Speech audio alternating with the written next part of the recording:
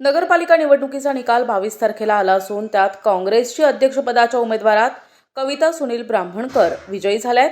त्याचबरोबर काँग्रेसचे 10 नगरसेवक निवडून आलेत, तर भारतीय जनता पक्षाचे 8 नगरसेवक निवडले गेले।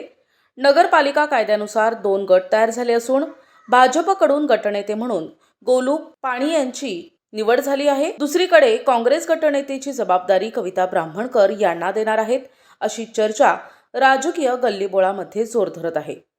आगामी स्वीकृत सदस्यासाठी काँग्रेस पक्षाकडून 4 उमेदवारांमध्ये जिल्हा उपाध्यक्ष रमेश सावरकर, युवक काँग्रेसचे माजी अध्यक्ष दीपक छालीवाल, काँग्रेसचे अनेक वर्षांपासून सक्रिय सदस्य रवी केशरवाणी आणि प्रसिद्ध ज्वेलर्स संदीप ढोमणे, तसेच पत्रकार आणि निवडणूक थिंक टँक बहादूर चौधरी यांची नावे या दिवसात चर्चेत आहेत।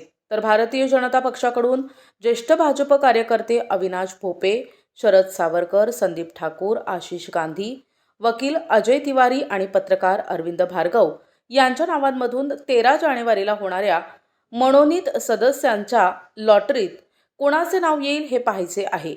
उपाध्यक्षपदासाठी बहुमताच्या आधारावर काँग्रेसकडून नवनिर्वाचित पुरुष सदस्यांमध्ये दीपक आहुजा आणि महिला नगरसेविका विद्या वलिवकर यांच्या नावांवर माजी राज्यमंत्री रणजितदादा कांबळे कुणावर शिक्का मांडतील याकडे सर्वांची नजर लागली आहे। आता स्वीकृत सदस्य म्हणून दोन्ही पक्षांचे वरिष्ठ नेते कुणाच्या नावावर शिक्का मारतील हे पाहणं औत्सुक्याचं ठरेल। प्रतिनिधी जावेद खान, NTV न्यूज मराठी, पुलगाव, वर्धा।